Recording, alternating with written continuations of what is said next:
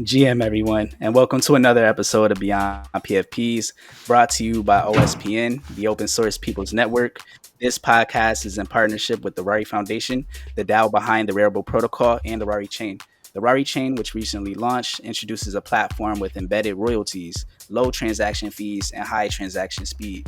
It's designed to support creators and developers in the NFT space, ensuring fair compensation and broadening the potential for NFT applications. Now, Beyond PFPs is a podcast that is all about exploring the depth of NFTs beyond digital collectibles, highlighting their impact within various industries. And today, we're discussing how Web3 will be used to disrupt traditional media and journalism.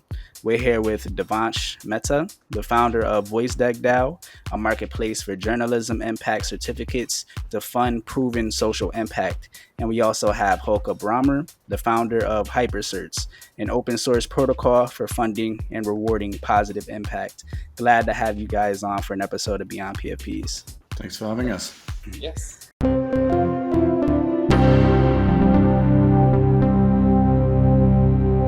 Devansh, what I would like to know first is what inspired you to create VoiceDeckDAO? Like, what gave you the idea to retroactively reward impactful journalism? Right. So it's actually an idea which is about 6 or 7 years in the making. I was working as a journalist, first as a master's student. I was at the Columbia Journalism School, where I got to work on the Panama Papers. This was like 2016, 17. And like my professors were working on the investigations that got like Iceland's prime minister to resign, Pakistan's prime minister, got court cases. So it was amazing impact. And when I spoke to those newsrooms, I said, hey, what comes now? They're like, oh, we are going to now write grant applications so that we can get funding for our next story, which just felt absurd to me at some level, right? Like they have such amazing impact in terms of asset seizures and court cases, but there's zero business model to support any of that. So that's what first inspired me to actually get into journalism business models rather than be a pure journalist myself. Um, I spent about 5 years after that in the villages of India, in central India. So there's a civil war going on for the last 50 years in that region. And the outlet I was working with, they would record what's called impact reports.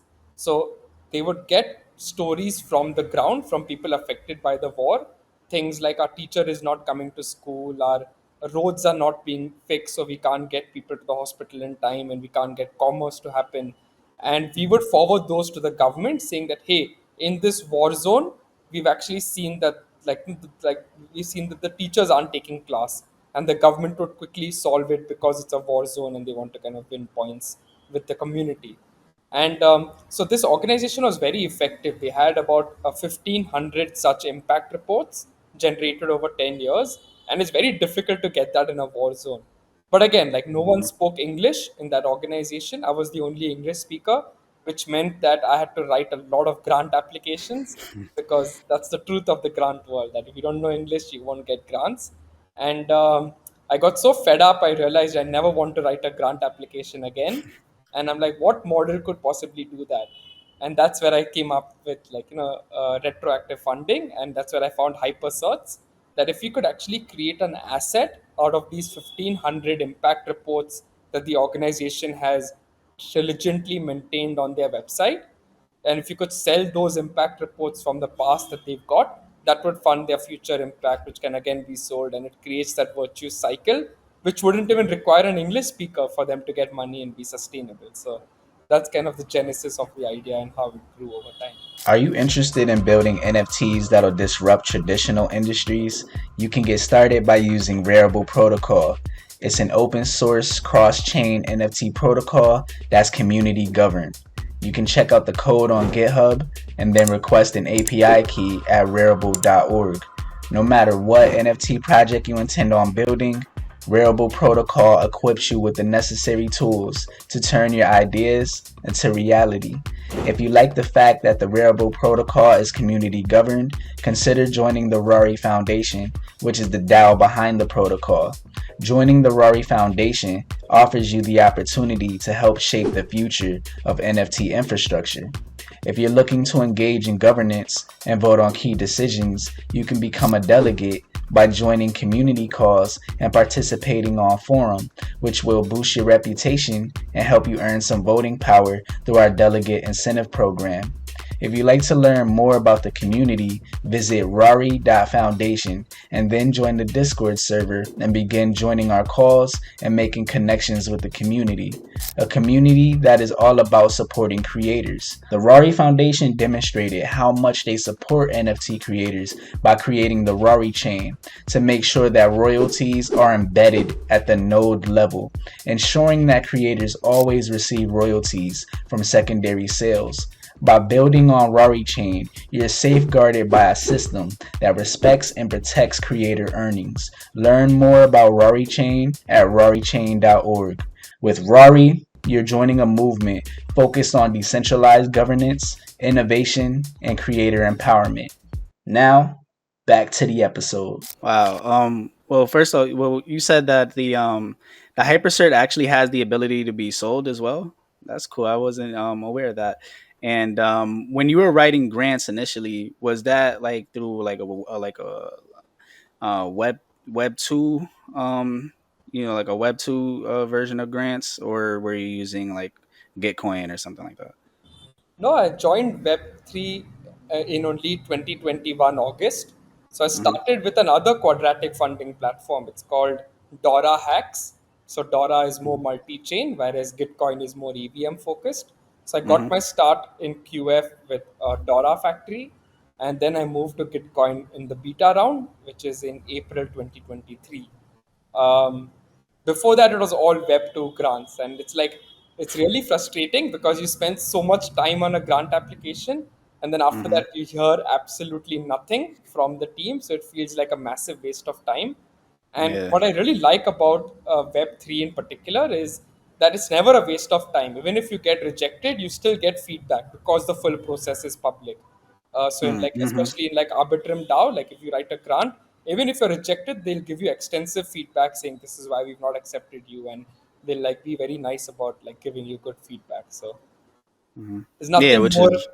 yeah, there's nothing more like demoralizing than spending a week writing a perfect grant application and then there's Hmm. absolutely nothing that you hear.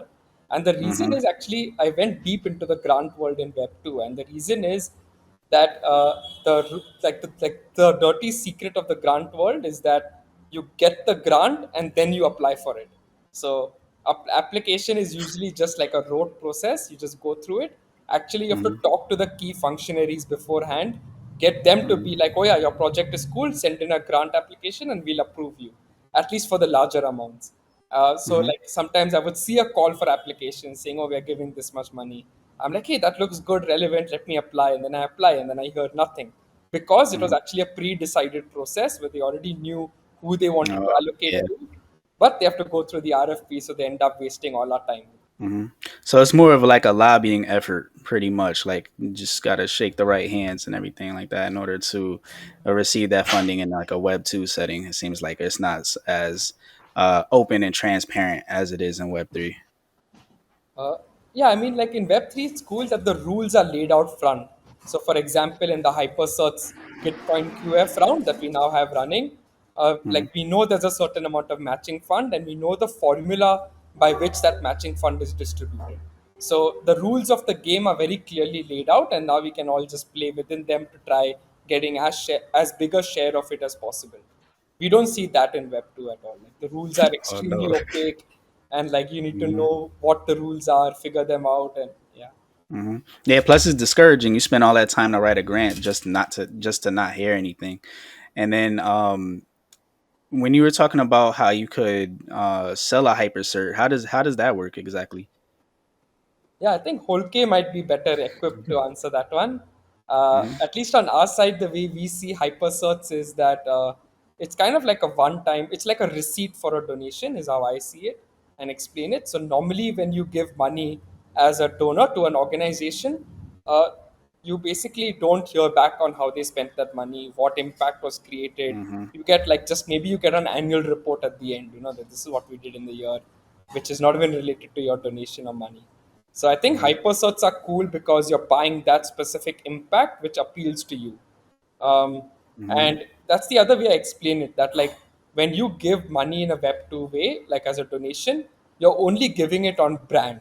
That, oh yeah, Red Cross has to be a good organization, let me give them. And what this does is it prevents a startup economy from developing in the non-profit and impact space, whereas something like Hypercerts allows even a startup to come create some amazing impact, and then a donor can come see that impact and like buy it. Like, and I'll conclude here, but it's like how Jesus said, right, that hate the sin, not the sinner. I guess the Mhm. equivalent would be fund the impact, not the impact creator, you know. Got you. So you can fund the impact directly, pretty much, Yeah. and you find something that you resonate with. I wonder, like, how do you even like discover these hypercerts? Is there, is there like a general marketplace for them where you could like discover which cert that you want to support, hypercert you would like to support?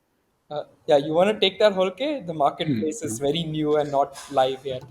Yeah. So I think to dig a little bit deeper into like the hypercerts world, like we created hypercerts out of kind of the similar logic that Devansh already explained.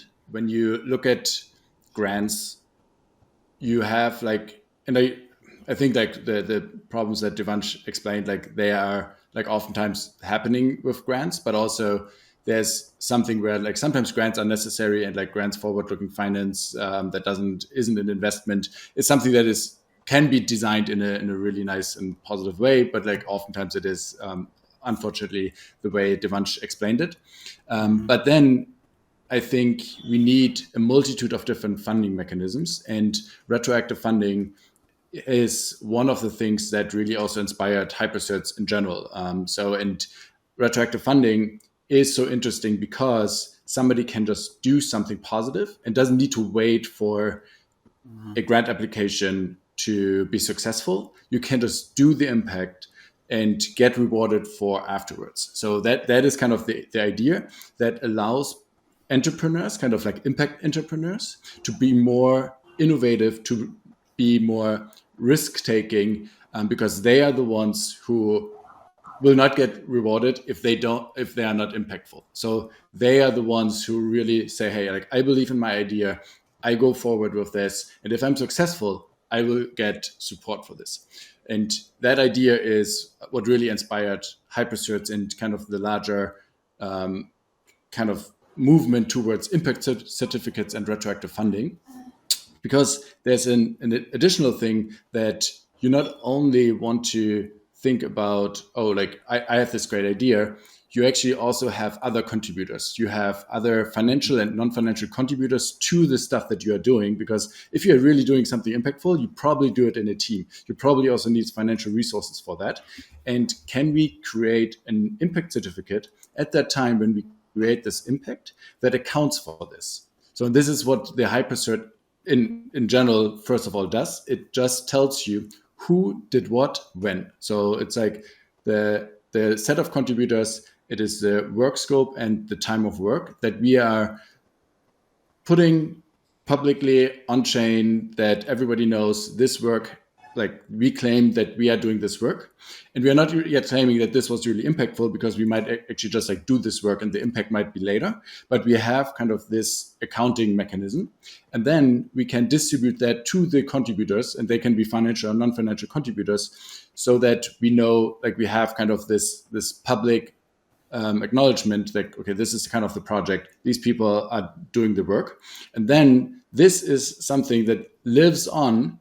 And then if this work turns out to be impactful, and then the whole impact evaluation comes in, then later on, retroactive funders can say, hey, this was really cool, this was really impactful, and I benefited from it, or I care about whatever this benefited, and like I pay you afterwards. So, and what this really does is for the retroactive funders to take out the risk, because the retroactive funders now just fund something that happened in the past that was impactful. And then if they announce that beforehand, then they actually create these incentives for people to start these initiatives. So if I would be a retroactive funder, I would announce, hey, I want to retroactively fund the most impactful things in Devansh case in journalism in India, and I spend, let's say, 5 million every 6 months.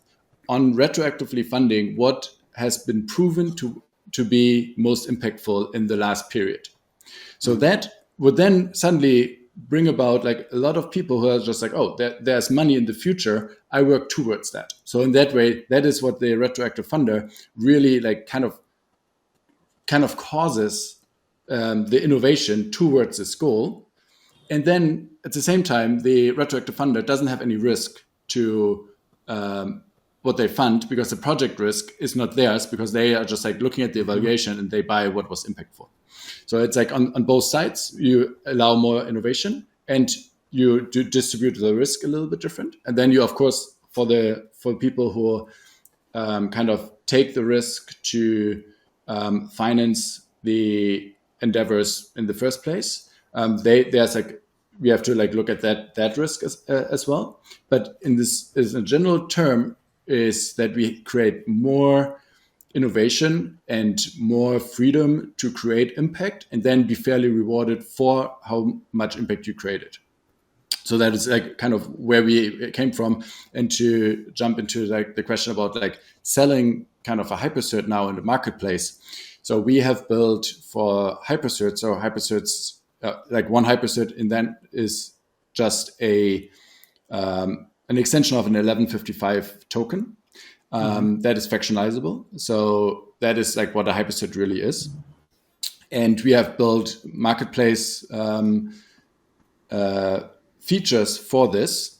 And now we will also like release kind of a more like general hypercerts marketplace. But this is more like a prototype, a pilot that we want to like show that you can sell hypercerts. But then the way we imagine hypercerts to really be used is exactly through people and organizations like Devansh and VoiceDeck. So that, because like in every impact domain, there will be specific stakeholders and there will be specific conditions for how funding should happen in that impact domain. Because like in open source software, in science, in journalism, in biodiversity, like there are different stakeholders, and they're really like the details, how they function and how the system functions matters.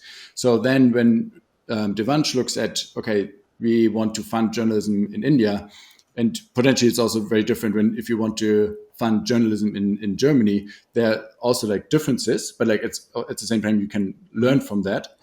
So then we can provide these marketplace contracts to Devansh, and Devansh can build on top and can really build the user interface exactly for his users.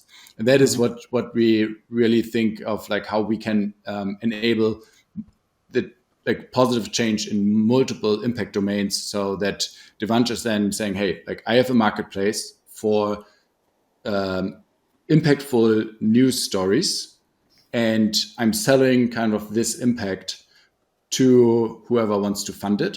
And this can then be done in a fractionalized way, so that like if you really like it, but you don't have the funds to fund the whole story, you just fund a little bit of it, and then you get a little bit of that hypercert.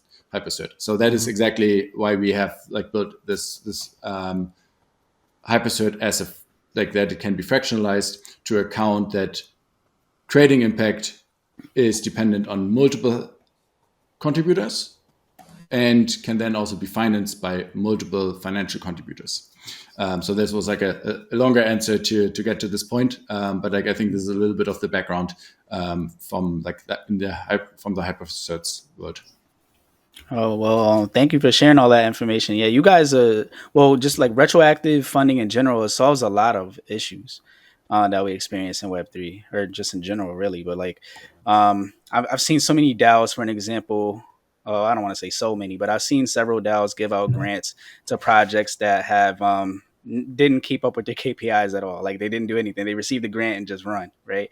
So like at least here, like when you provide retroactive funding, you're providing funding for something that was already done. Like you can already prove that they already like made an impact. So at least it removes that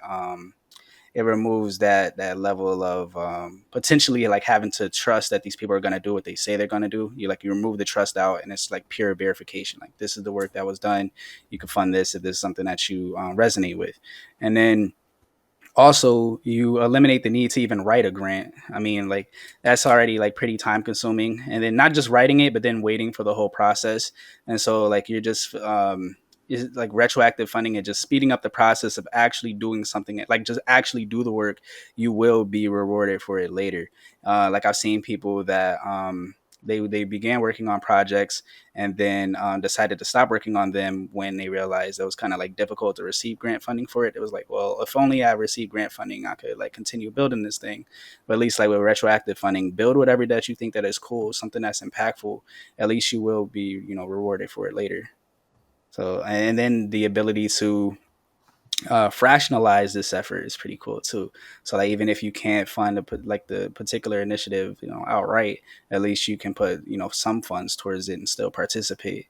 And then I see that like so the hypercert is an 1155, and then yeah, it's also have like a social connotation on top of it as well. Because like you're giving a nod to a certain community or you're showcasing like this is like what you support. I think that's pretty cool too.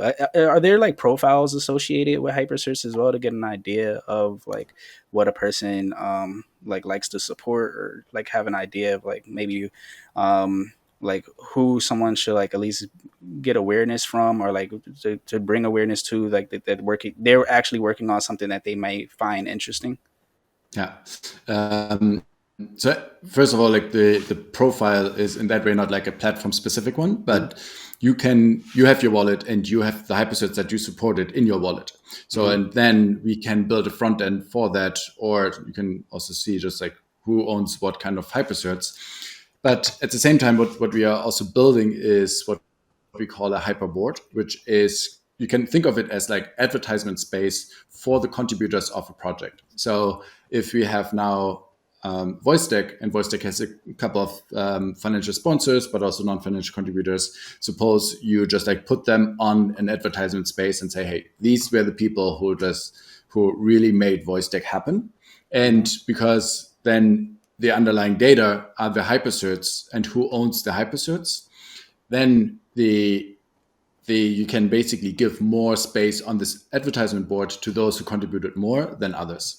So that's what nice. You can do for really adding kind of the social value as well, because sometimes it's really about like, I contribute because I really believe in this project and I don't want to actually get really paid for this. It's not always just about getting paid. It's also about prestige and reputation and just like providing, like doing something in an impactful project and contributing to like impact in the world. It's like there's an inherent value in that. Then there's also something that we can call like a prestige economy, that people actually want to be seen. And I think this is also fair if you do good things in the world, if you want to be seen, and like also like if you don't want to be seen, that's cool too. But let's give credit to people who deserve it. And then the flip side of the hypercert, the hyperboard, is that so I appear now on like a hyperboard that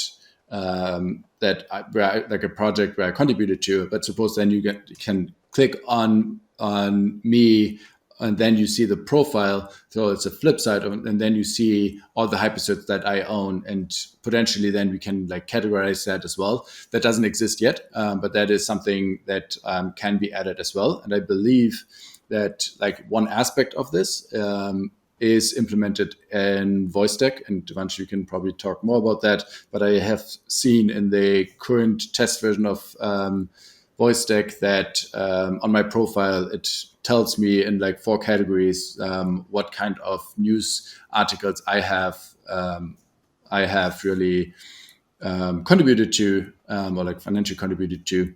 So, but like Devansh, you probably can explain that better than what I remember from your very beautiful user interface. Right, yeah. Thanks for that praise. There are a couple of things I wanted to add, Jaris, to what you said, and then I'll get to the point Holke brought up about the user profiles. The first is that like the other problem that I saw was conditional grants. So even when you get a grant, it usually comes with conditions that you can only use it for X, Y, Z. And I'll tell you a very funny story from my Web 2 days. The founder who I used to work with was like horrible at government bureaucracy. So he used to always be late in filing his returns and taxes, and he used to land up with like huge fees because of that. So when he would get a grant, he would have to do a lot of painful things to be able to use any of that grant money to pay these late filing fees. And he would sometimes have to use his salary to do that, because there's no way to do that in the grant. So it's actually super important to actually give that flexibility to organizations for spending money how they what they think is the biggest priority at that time. Like like the money this organization got was for their journalism work, but somewhere in the middle they pivoted towards a peace building movement because we got a lot of support from the tribals. They said start a peace march and then we'll join you. So it would have been silly, not to be like, oh no, our funders don't want us to do this, so I'm sorry, but we can't listen to you. You have to be responsive to the beneficiaries, right, of your work. So that's, I think, another really important part of retroactive funding, that it's unconditional.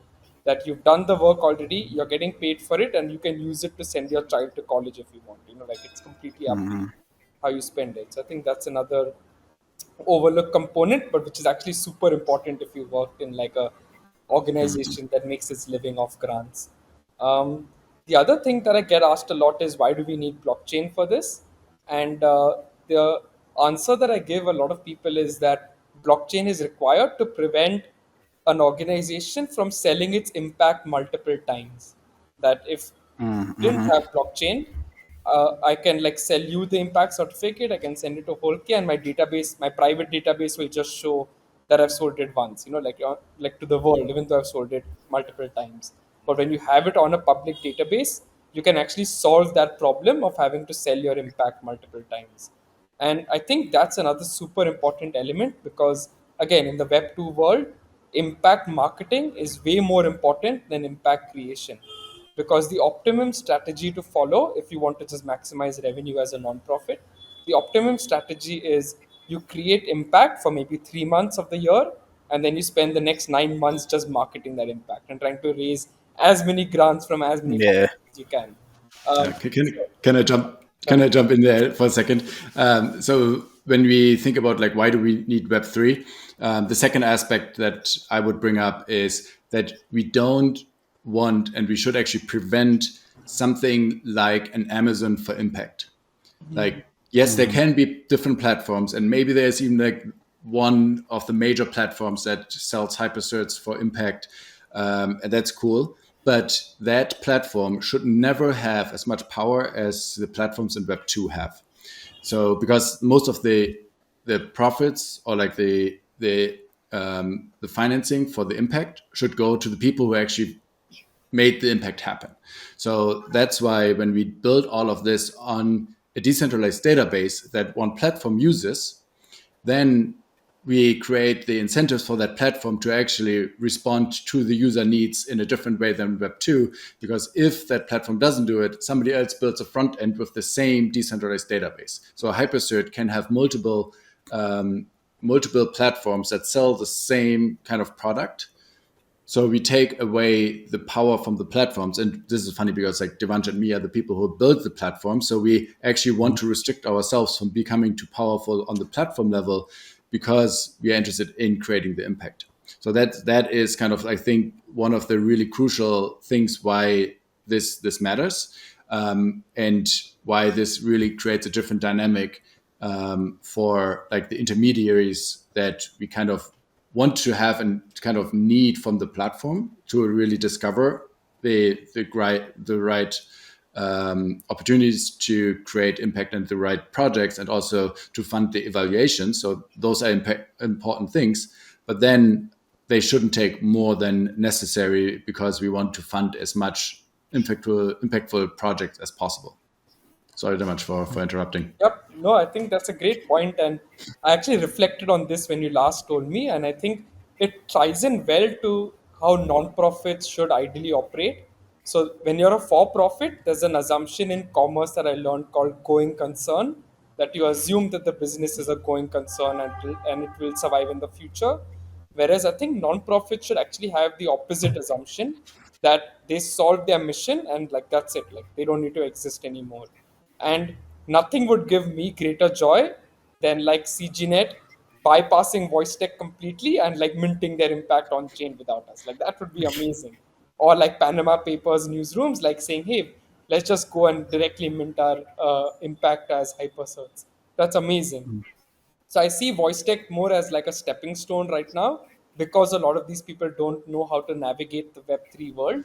So voice Mm-hmm. tech is their partner in doing that, because we don't have an ecosystem of media evaluators. Like right now, I'm the one evaluating all their impact and bundling it all up into a hypercert. So I'm the one who's doing that. But like eventually, like I would be very happy if voice tech ceased to exist and media outlets could just directly go and do that. Oh, nice. So yeah, voice deck is like a like you said, like a stepping stone to get people aware of what they can do in Web3, create impact, and then have that autonomy to generate their own hypercerts in the future, and create their own marketplaces as well.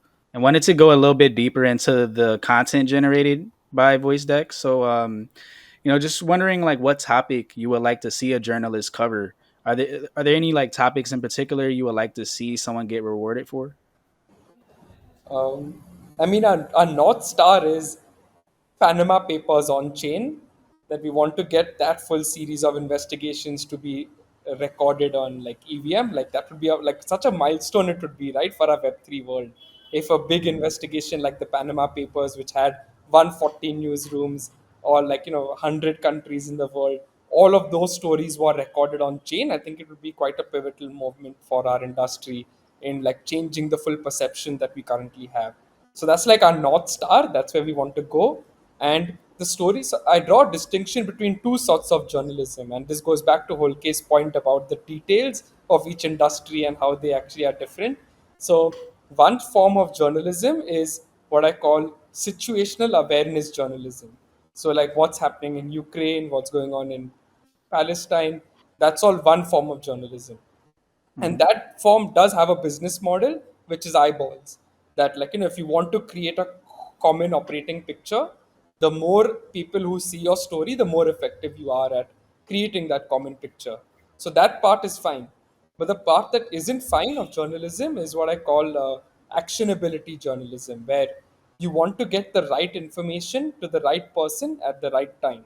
So, for example, like the stories which were reported in the war zone, there must have been less than 1,000 people who actually read those stories, but it created such huge impact, right? In getting a teacher to come and Mm. take class, or getting like people who were denied access to a temple because they were women are now given access to the temple. So even if it's read by less people, like that's still much. It creates some impact because it got the information to the right person at the right time. So that side doesn't have a business model at all. And that's really the journalism that I'm trying to work on. So I don't work on situational awareness journalism. I work more only on that journalism which kind of results in some concrete outcome, because that information was transferred at the right time to the right person. How do you see that as like overlapping with the term like investigative journalism? Is that like feels a little bit like that is a subset of the what do you call did you call it actionable journalism? Yeah.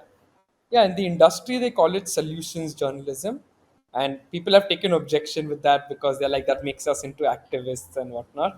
Uh, Whereas like journalists are seeking the truth, and if that truth leads to a negative action, like so be it. But like we are just gonna uncover the facts and try reporting them fairly, not Mhm. objectively, because objective journalism doesn't exist and people have now moved past that. But now they're trying to move towards the idea of fairness. So you're being fair to all the parties involved when you're reporting.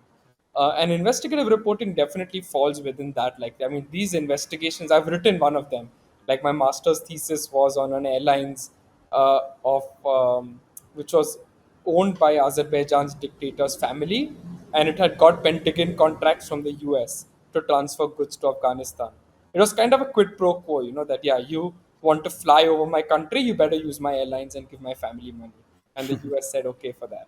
So once my story broke, it was read by few people because it was super dense. Like I looked at like ownership documents in the British Virgin Islands, and like I got some leaks and like other things. Very dense story. Like no one is going to enjoy reading that story except members of US Congress who called for an investigation after reading it. People Mhm. who were the firm's competitors, who then went and put pressure, and the CEO resigned after that, because like there was questions being asked from the Pentagon contractors and other things. So that's where investigative reporting ties in. That eyeballs, it took me 1 year to report the story, and eyeballs would never have made up the cost, of like that time it took to report it. So that's where I think the full lack in the market is right now. Yeah, and that's I appreciate that you guys are doing that because when you think of journalism or the news, for an example, like you said, it's just it's pretty much information that's going to get a lot of clicks, like clickbait type of news, um, or what they feel like a lot of people will pay attention to, but it doesn't necessarily solve anything. So it should actually provide, because like you said, there's not really a business model for people to do solution type of journalism. So definitely big ups to you guys, for actually, creating a mechanism to reward these people for actually covering a story that has an immediate effect afterwards, where it's not just watch this like it's just like rehashed content. Like how you pretty much you hear one story on one platform and then another platform talks about the same exact thing just because they want to piggyback off of the engagement received from the previous person. So at least like you're providing a way for people to actually take an action, that's going to lead towards some type of change. And then also that allows people to cover more content now. So it's not the same people talking about, well, different people talking about the same stuff now. Right. So definitely appreciate that. And Hulk, can you also go a little bit deeper into like how an entity could get started with distributing hypercerts to contributors? And also, how can you measure the level of impact for work done? And is that level of impact represented during a funding round as well to give context to a potential donor? Yeah, sure. I mean, this is like, I feel like I could talk about these questions for like 3 hours. Very dense. So if we start with like, how can projects get started? We currently do have like a fairly simple form on hypercerts.org to mint a hypercert. So that is kind of what we provide right now. But this is like, in that way, just like doing that and distributing it. There is right now the interface is not as user friendly as we imagine it, and this is what we are working on right now. We try to release a new front end with more functionalities July 1st. That's our internal milestone deadline that I have now made public, I guess. So that's what we want to do, because besides It's also like my birthday, Hulk. It's also my birthday, July 1st. So nice, thanks for the great that's the present. reason. Yes. That's the Yeah. reason why we set July 1st. So basically, and then what you should be able to do with that next release is how to create a hypercert fairly easily. How to, if you want to, and we might like first test that with like a few projects, how you can sell those on a marketplace, how you can create evaluations for that, how you can create a hyperboard to publicly just like show the contributors, financial and non-financial contributors. And then the fourth one, which probably is kind of part of the marketplace, but like how do you actually find hypercerts from others? So those 5 components is what we want to bring together in a front end. So then from that next release, it will be much easier to get started on hypercerts.org. But like what I really want to like get people thinking about is how can you do something very similar to Devansh in other impact domains? How can we really have like some champion who says, I want to apply this for biodiversity, for, I don't know, psychology research, because like if you apply it to science, you probably want to like just apply it in one area, not in all areas at the same time. How do you apply it to open source software?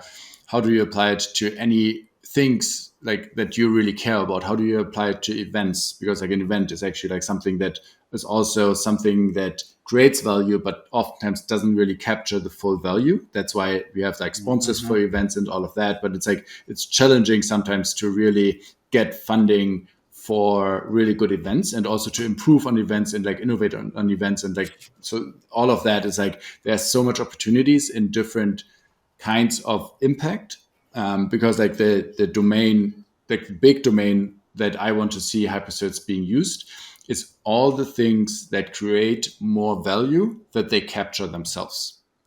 And that is oftentimes referred as like the public goods problem. But I like the term collective good more, because it's oftentimes those things that we collectively value, but that value, we collectively value it because like it provides value for all of us, but we don't actually just like say, oh, it's your shoe or your apple or something that you keep for yourself. And because you don't keep it for yourself, because you bring it to the world, like clean water, clean air. That's why it is underprovided and underfunded. And like all of these areas, that's where I want to like let people think of like what are the real funding mechanisms that we need to in that impact domain, and how can we build that with the new infrastructure that we have. And they like anybody who hears this and actually like wants to build this in another impact domain, contact me, get in touch with the team. Let's figure out how we bring the tools that we have to that impact domain. So that's really what I like kind of envision how we bring hypercerts to so many different domains.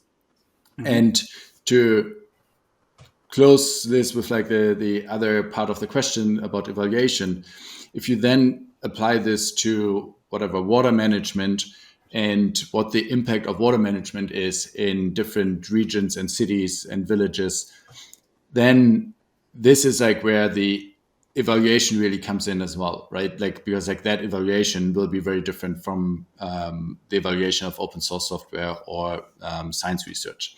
So that's where in that impact domain, we then need to organize how do we want to evaluate, and how do we want to evaluate consistently among projects, so that funders have the right information to fund the impact and reward those who created that impact. And then with that, like the evaluation piece, and then also the thinking about the funding mechanisms, because maybe it's like actually a combination of like grant funding with milestone bounties and retroactive funding. So it's like projects that do stuff, they get like a baseline funding with like grants, for example. But then if they are really impactful, then they get positively rewarded and can use that money to like do more impact later on and are not dependent on grants anymore. But potentially like there's also like a grants aspect in the beginning. So there, and to bring this this example to the journalism sector, it's like suppose you would have like some kind of like basic income for journalists that gives them the freedom to investigate, but like there's some trust in like we believe that they are working on impactful things. And then if they actually create something impactful, then they get like kind of a bonus. And that is interesting, because a bonus that you guys get as an employee is similar to a retroactive funding model already. So like we actually see retroactive funding in kind of the most traditional world of like companies and bonuses. And you also have retroactive funding with like price competitions, et cetera, et cetera. But how can we make this really, how can we close the loop of like prospective funding and retroactive funding and the evaluation and knowing what was good and who did that and how can we learn from that? So it's like, it's really a loop, and we want to play this game over and over and learn from each other and learn what was impactful. And then also learn like who knows what is really impact and what we collectively value, because that is another aspect that we collectively can engage in this discussion.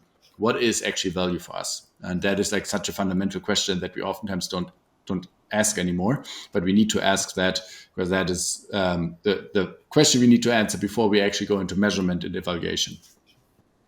Yeah, as you were explaining, like how people could begin using hypercerts, it just had me thinking of some initiatives I would like to see done through hypercerts, like AI research, for an example. Because like right now, there's only like a handful of people that's really dominating AI. Like you could think of, Microsoft, OpenAI. Well, they play a part in that too. So you just pretty much think of Bill Gates and Sam Altman, and then like just thinking of only like a handful of people dominating AI is kind of daunting, right? Like knowing how powerful AI is. So I would like to see. Like some more decentralized options for large language models. It's cool that you can build on top of these large language models, but would like to see some more decentralized options. And then there's obviously like a lot of research that will go into that, because there's a lot of resources that are necessary in order to create a LLM in the first place. Where I don't want to see like the only benchmark for like a LLM is like ChatGPT, or like a closed source AI. I mean, there are some people making some strides towards this, like even surprisingly, Mark Zuckerberg, from Meta, like they got an open source AI that they're building, but. Still, it would be nice to incentivize people to do high level AI research, to see like what goes into like creating these like supercomputers. Been watching some videos from like what OpenAI is going to be building soon, and what's coming with GPT-5, and what's their plans for the future for like GPT-6 and 7, like what's not currently being discussed that much in the open, but you could find some information on it. But yeah, like they're right now looking into building a supercomputer, and it's like, how could we create like decentralized options of this, and like incentivize people to begin working on this? I mean, like even Nvidia, for an example, like like they're like the true winners in this, because everyone needs their GPUs. Like you need these like H100 GPUs in order to even like create an LLM in the first place. So I wonder if we incentivize people to do the necessary research, and be able to hopefully like if they could get a decent amount of funding to get started into maybe like forking Nvidia, like creating a decentralized competitor to it. Something I'm thinking of, I would like to see like decentralized options for internet service. So like I've seen some videos on YouTube where I believe this happened in Detroit, but there was a community that got together to create mesh nets within their community, because they didn't have good access to internet. So the community took it upon themselves to provide internet for the community, and they created their own mesh net. I think that'd be pretty interesting if people didn't have to rely on monopolies within their neighborhood. Like where I'm at in Connecticut, like for internet, you really don't have too many options. You have Cablevision, pretty much. You have Optimum, and then you have like Frontier, and that's like about it. Like you either like choose between those two platforms. I think the like what is interesting about the AI case that you brought up is that we always have to connect, like if we are thinking about like decentralized AI efforts, like how do we really combine kind of the safety aspects, the competitiveness aspect, and the aspect of like distributed benefits? Because like what we really want is that the benefits are not concentrated but distributed, and if like just like a few main players dominated, then we have the risk of like centralized benefits. And like how do we get around that? And that is where like, oh yeah, let's decentralize it. But then the question is like, okay, if you decentralize it, how can we really have the decentralized development that it is competitive with the centralized efforts? So that is something that we need to answer. And we need to answer like, how do we make sure that this is safe? Because that's like the big question of like the open systems.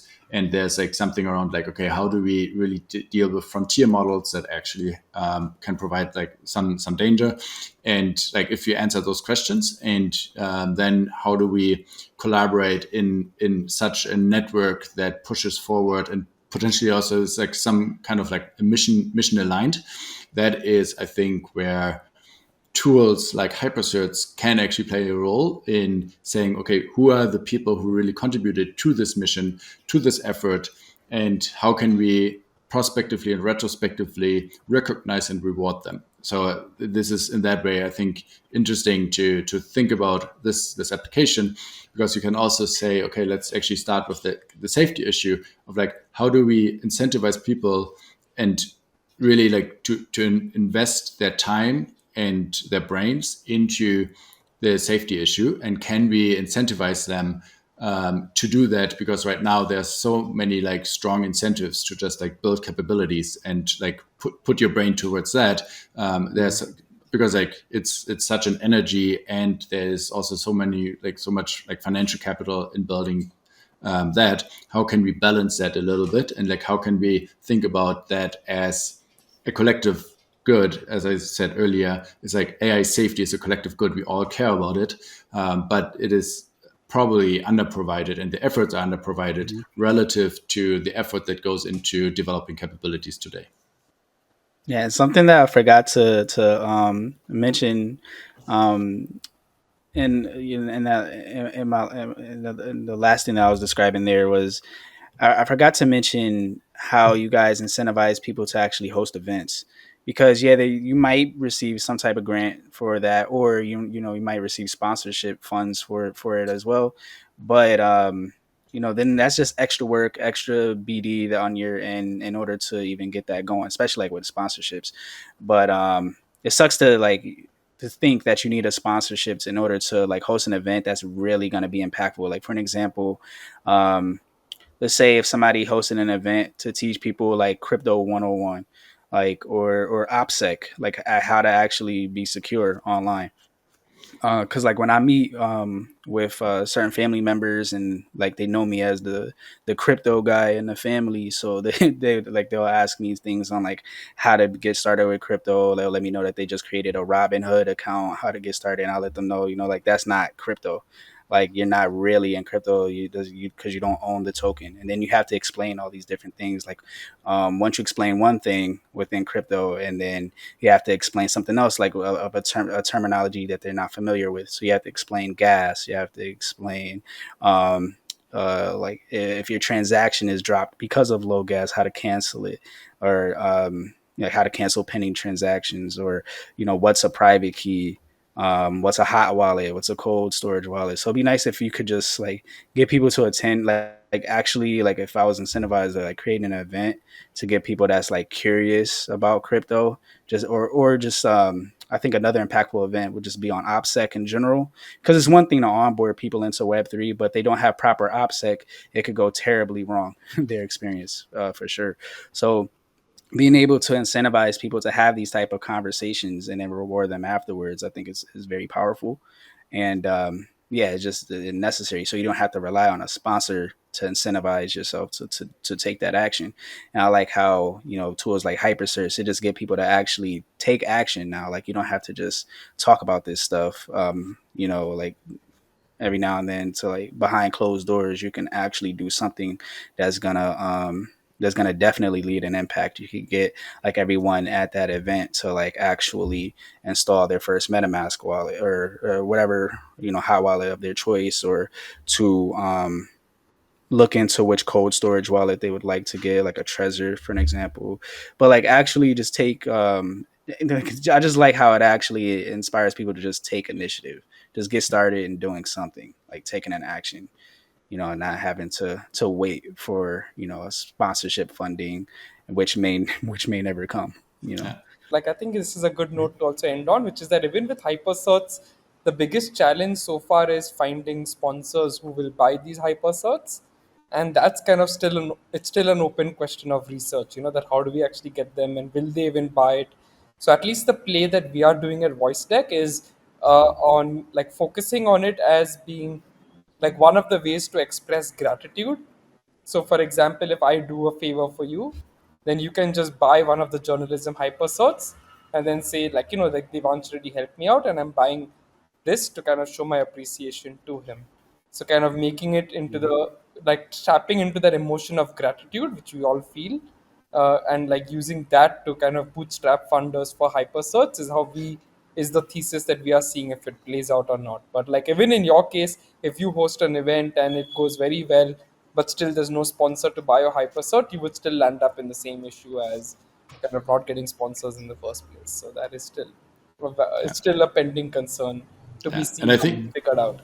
Yeah. yes, and I think this is again what is so impact domain specific, because you can think of the environmental impact domain where you have already some compliance rules for companies, and we expect compliance to change and increase contributions to biodiversity and other environmental issues. And how can we then provide the tool sets to really channel these funds towards the right and the most effective nature conservation and regeneration efforts. So that is like, there's like the funding will flow in some ways, and like how can we actually use that properly, and also how can we use the tools to increase that funding. And I think then another thought on like who will actually buy the hypercerts, when you think about the open source space, then you can think of like, how do you really create incentives for those who use use open source software in their business models, right? Like basically, how Right. do you contribute back to the open source software that you are using and that you are actually profiting from? And how do you then incentivize bigger players to say, hey, yes, like I use open source software and I also fund them. And how can you build up like leaderboards for that? How you can go into like behavioral economics and like really think about the incentive design for the funders. And maybe like this, my last point here. If people now that are listening are interested in the hypercerts world, then I would invite them to check out the current Gitcoin round where that we are running next to GG20. Because we are running a community round just for the hypercerts ecosystem, and there are awesome projects that are building on top of the hypercerts protocol, and that are providing new tooling for evaluations. There are some that are creating like additional services to the hypercerts community, and then there are use cases like VoiceDeck that are also raising funds through Gitcoin. So please check that out. And if you want to contribute directly to the Hypercerts Foundation, we are in the DApps Gitcoin round on GG20 as well. So if you want to contribute directly to us, happy for that as well. But also encourage you to contribute to the individual projects that are building on Hypercerts, because we really see this as an ecosystem effort, because this is like we are building infrastructure that we want to see in as many places as possible. Oh, for sure. And yeah, I donated to you guys for GG20 to the Amazing. Hypercerts and VoiceDeckDAO as well. And yeah, I'm gonna check out the projects that's in the community round for Hypercerts as well, and see some other stuff that people are building on top of it. Amazing. I really appreciate having you on as well, Hoka. I know that you said that you had to go at the top of the hour. Devansh, we could spend a little bit more time to going into VoiceDeckDAO. But yeah, it was really great having you on, Hoka. I really like what you guys are building with Hypercerts, and we'll definitely be in touch and hopefully introduce some more communities to it soon. Amazing. Thank you for having me. And yeah, I'm just jumping over to another Twitter space on actually the Gitcoin round. So I Awesome. probably will see Devansh there in a second as well. Yeah, we'll jump over. Thank you very much for having me, having us. And yeah, keep up the good work. Will do. All right, talk to you soon, Thank you. Hoka. Bye bye. All right, bye. Devansh, something I was curious to know is how could people get involved at VoiceDeckDAO, and how are journalists discovered for being worthy of a hypercert? And what roles can a member hold within VoiceDeckDAO as well? Yeah, right now we are on invite only for newsrooms. So only newsrooms who we reach out to and who agree. Because again, like most newsrooms are skeptical about Web3 and blockchain. So it's not Yeah. like we have a big wait list. It's like we have to do a lot of work in getting board approval for them to come on chain. And like there's a lot of like work done. So that's why we're just doing it manually. In terms of getting involved, I think the biggest thing we need help on right now is evaluators. So if someone wants to come and actually quantify impact of journalists, so for example, like a teacher is now coming to school, and we know that the cost of that reporting that story might be say $1,000. How do we now quantify the benefit so that we get a benefit cost ratio, that the benefit of teachers coming to school is maybe 5 kids would have gone to school when they wouldn't have otherwise gone to school, and that resulted in increased earnings. So you make assumptions about all of that and you calculate a dollar benefit to the impact, so you get a benefit cost ratio. So that's one of the ways people can contribute, which is actually being an evaluator, looking at journalism impact and putting a number on that impact, which is a very tough thing to do. That's what I've been mainly focusing on and specialized in, like looking at how we can quantify impact in general through benefit cost ratios. um, some of the other ways, like VoiceTech is an open source project on GitHub. So just go to github.com/VoiceTech and you can see our full repo. We need a lot of help on documentation. Like we are in code freeze right now until the Hypercerts marketplace comes on mainnet, then we launch, and then we'll work on a V2. But like just looking at the code, documenting it, like putting pull requests and building on top of it, that's like the other way community members can contribute. So evaluators, developers, and operators would be the three categories that we would have. Operators are people who would actually talk to the media outlets, help them get approval to get the impact recorded on chain, um, work in the Gitcoin rounds to kind of solicit donations and contributions from people. So I think those are some of the roles that we have.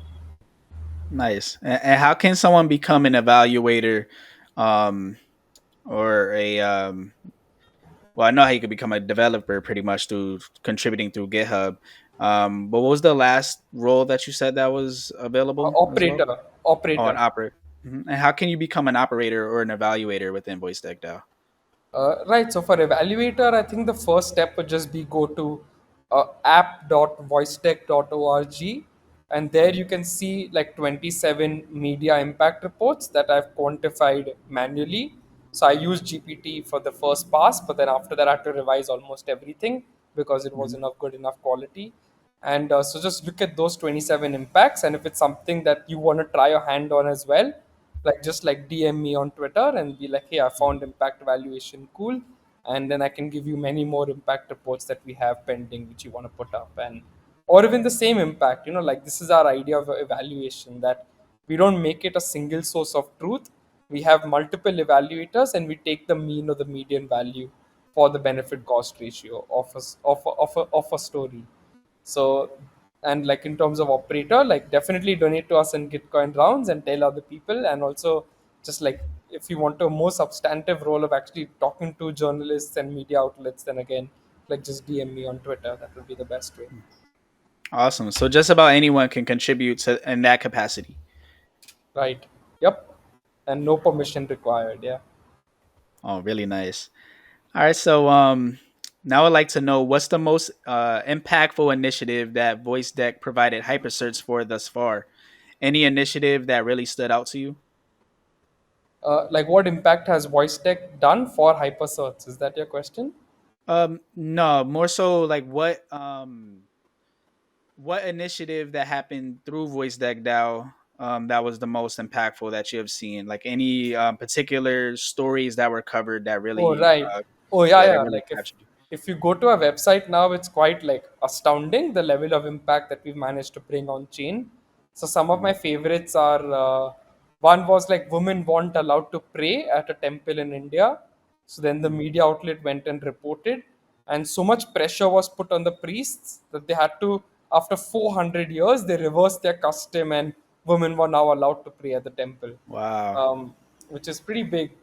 Another Mhm. one, like this is like huge impact, which was a human trafficker was arrested and the victim was returned to her parents, after the journalist went and reported on it. And like it's a little bit tricky because I'm supposed to quantify this impact. So how do you Mhm. quantify the impact of a human trafficker getting arrested and a victim being returned to a family? So the Mhm. approach I took, which is I Yeah. think fairly controversial, was that I found a World Bank report saying the total size of the human trafficking industry is $32 billion, and around 16,000 women and children are trafficked every year. So I Mhm. just divided, 32 million women and children are trafficked every year. So I Mhm. divided the total size of the human trafficking industry with the number of women and children trafficked each year to Mhm. get the value of rescuing a victim. Like that's how I finally put a number Uh, to it. Yeah, but uh-huh. like it's obviously like a controversial and a tricky thing to measure. Um, Mhm. so Yeah, that's yeah, that would be the tough biggest to impact. measure. Yeah, Mm. right. Yeah, I could see how that would be tough to measure, because of the intrinsic value of someone's life. But I get how it was measured, though. It's very logically done. Right. But wow, that's very powerful, though. The initiatives that that took place on Voice Deck DAO. Yep. So I mean, the journalists reported on it. So this is media outlets that are in the field and reporting on it. We are trying to just create a marketplace for these impacts they've created and actually get it sold so that they have money to do their next story. I think that's the whole idea. behind what we work on. Nice. Well, you guys are doing amazing stuff for the not just the space, but for the world, really, and really interested in what's next for Voice Deck. Yep. Just waiting to come on me on OP mainnet now. Yeah. Nice, awesome. Can't wait for that. And are there any final words from you before we go? Yeah, I think my final word is actually on, like, this is for everyone else who's out there who's trying to define the right relationship to have with money. It's like something I struggled with quite a bit. And what I eventually zeroed in on was that money is just one way of showing gratitude in the world. So when you're working at an employer, they are showing gratitude to you by paying you a salary. Or when you go to a restaurant and eat, you're showing gratitude by paying the bill. So money is just one of many ways that we show gratitude. And money is also linked, like, gratitude is linked to happiness. So by actually linking these concepts, money can actually become a source of happiness rather than a source of stress, as it is for many people and especially founders out there. So really, I think that's the issue to that's the emotion to try tapping into, and the relationship to have. And that's really what I think hypercerts embody. Like, when it actually allows you to show gratefulness that, okay, my child has graduated university. And then you see a journalism impact about teachers who are now coming to a school in like rural India, where they don't have such opportunities. So by actually buying that hypercert, you're also showing your gratitude for the opportunities that you do have in life which others don't. So those would be like my final words. Yeah.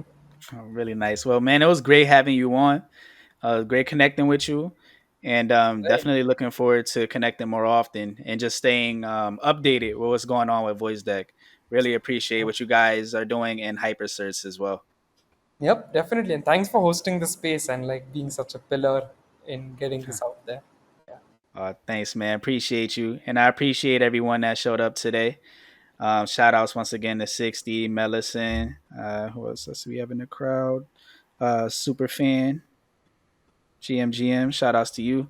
And shouts to everyone else that was here during the episode that has now left. I'm assuming they're at that Gitcoin Twitter space now. Uh, yeah, so, and big shout outs to Holke as well. And thank you for making that connection, Devansh. Appreciate you. Yep. Always. Yep.